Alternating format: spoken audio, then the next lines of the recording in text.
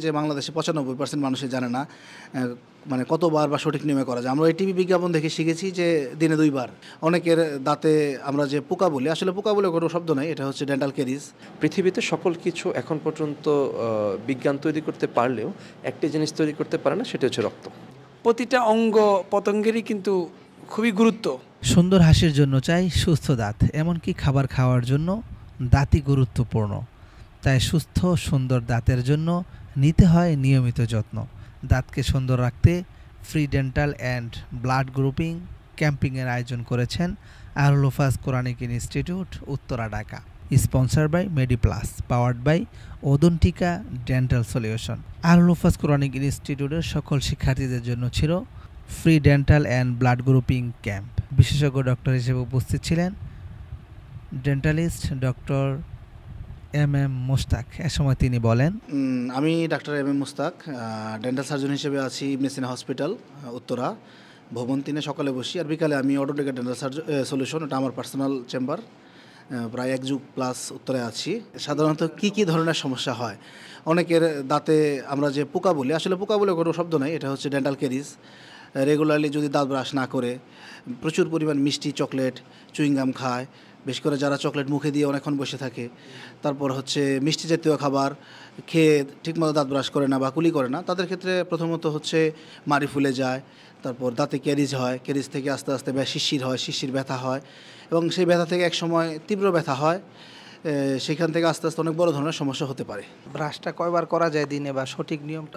আমি ধারণা দিই যে বাংলাদেশে ৯৫% মানুষই জানে না মানে কতবার বা সঠিক নিয়মে করা যায়। আমরা এই টিভি বিজ্ঞাপন দেখে শিখেছি যে দিনে 2 বার। নর্মালি হচ্ছে দাঁত ব্রাশ করার সঠিক নিয়ম হচ্ছে 2 বারই, বিশেষ করে রাত্রেরটা হচ্ছে মাস্ট। রাত্রে খাবারের পরে হচ্ছে মাস্ট। এর কারণ হচ্ছে দিনের বেলা তো আমাদের মুভমেন্ট থাকে, মুখের খাওয়া দাওয়া করি, এতে অনেক মেকানিক্যালি পরিষ্কার হয়, কিন্তু রাতে তো আমরা ঘুমায় পড়ি, প্রচুর ব্যাকটেরিয়া অ্যাক্টিভিটি কাজ করে। এই জন্য রাত্রে যদি আমরা খুব ভালোভাবে দাঁত ব্রাশটা করতে পারি, এবং দাঁত ব্রাশের অরিজিনাল সময় হচ্ছে 1 মিনিট। গ্রামে দেখা যায় যে 10-15 মিনিট ধরে দাঁত ব্রাশ করতেছে, দোকানে ঘুরে বেড়াচ্ছে, গল্প করতেছে, দাঁত ব্রাশ করতেছে। এটা অরিজিনাল নিয়ম না। দাঁত ব্রাশ করতে হয় সর্বোচ্চ 1 মিনিট, কারণ অতিরিক্ত দাঁত ব্রাশ করলে যেটা হয় যে দাঁতের গোড়া ক্ষয় হয়ে যায়।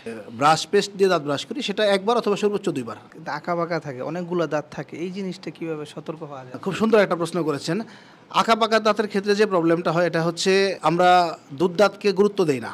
আমরা বাংলাদেশের মানুষ দুধ দাঁতকে মনে করি দুধ দাঁত তো পড়ে যাবে একটা নির্দিষ্ট বসে, আসলে ব্যাপারটা তা না। এই দুধ দাঁত যদি সুন্দরভাবে পড়তে পারে, সেটার উপর নির্ভর করে পার্মানেন্ট দাঁত কীভাবে আসবে। এখন দুধ দাঁত যেটা 6 বছরে পড়ার কথা, সেটা আমরা 3-4 বছরে একটু ক্যারিজ হয়েছে, আমরা ফেলে দিলাম। এখন সেই 6 বছরের দাঁতের জায়গাটা কিন্তু ফাঁকা থাকবে না, অন্য দাঁত এসে দখল করে নেবে। যখন অন্য দাঁত এসে দখল করে নেয়, এখন 6 বছরে যখন যে দাঁতটা ওঠার কথা, সে এসে আর জায়গা পাচ্ছে না, তখন আঁকা পাকা শুরু হয়, এবং একটা দুটো দাঁত আঁকা বাঁকা হয়ে গেলে মোটামুটি সব দাঁতে আঁকা বাঁকা হয়ে যায়। এই জন্য আমাদের সবচেয়ে বেশি গুরুত্ব দেওয়া দরকার দুধ দাঁতকে যদি আমরা গুরুত্ব দিয়ে নিয়ম অনুসারে ফেলতে পারি, বা ব্যথা হলে বিডিএস ডেন্টাল সার্জনকে দেখিয়ে সেটা একটা সঠিক ট্রিটমেন্ট নিতে পারি, রেগুলারলি দাঁত ব্রাশ করাতে পারি, সেই ক্ষেত্রে আশা করি আঁকা বাঁকা দাঁত হওয়ার সম্ভাবনা একদমই নাই। দর্শক, আমরা এই পর্যায়ে একটু কথা শুনবো যে চমৎকার একটা উদ্যোগ নিয়েছে আহলুল হোফাজ কোরআনিক ইনস্টিটিউটের স্বপ্নদ্রষ্টা বিশ্বজয় হাফেজ নাজিরুল্লাহ মোহতারমের কাছে, যে কোন জিনিসটাকে মাথায় নিয়ে এরকম সুন্দর একটা আয়োজন করেছে। একটু জীবনের প্রতিটা ক্ষেত্রে একটা শৃঙ্খলা মেনে চলতে হয় আমাদেরকে। তো বিশেষ করে প্রতিটা অঙ্গ পতঙ্গেরই কিন্তু খুবই গুরুত্ব। আমরা যদি যার দাঁত নেই সে বুঝে দাঁতের মর্ম কত, যা আছে আমরা যেন এর গুরুত্ব দেই এবং এর যত্ন একদম 100% যেন আমরা নিতে পারি। তোমরা জীবনের প্রতিটি ক্ষেত্রে শৃঙ্খলা মেনে তোমরা সুশৃঙ্খলভাবে তোমাদের জীবনকে উপভোগ করবে। বিশেষ করে জাগরণ টিভি আমাদের জুবাইর ভাই খুবই অত্যন্ত ভালো কাজ করে যাচ্ছে হাফেজ আলেমদের জন্য। একটা বিশেষ একটা প্ল্যাটফর্ম তৈরি হয়েছে। আমি দূর ভবিষ্যতেও আশা রাখি এই কার্যক্রম যেন অনেক দূর এগিয়ে যায়।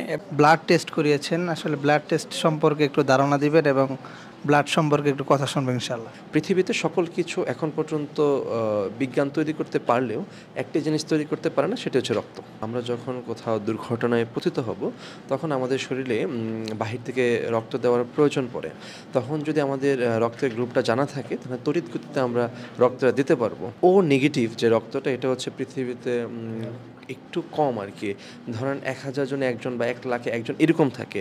সেক্ষেত্রে যাদের ও নেগেটিভ থাকে সেক্ষেত্রে তাদের রক্ত পাওয়াটা কিছুটা কঠিন হয়ে যায়। বাকি সব রক্ত নিতে পারে, সবার রক্তই ভালো। তোমার ব্লাড গ্রুপ কি বলছে? আমার ব্লাড গ্রুপ এ পজিটিভ। আর দাঁতের জন্য ডাক্তার সাহেব কি বলছিল? দাঁতের জন্য বলেছে দিনে 2 বার ব্রাশ করার জন্য। আর ও পজিটিভ। ব্লাড গ্রুপ বলছে বি পজিটিভ। বলছে যে নিচে দাঁত 2টা ট্রিটমেন্ট নিতে। জুবায়ের ইকবাল, জাগরণ টিভি 24।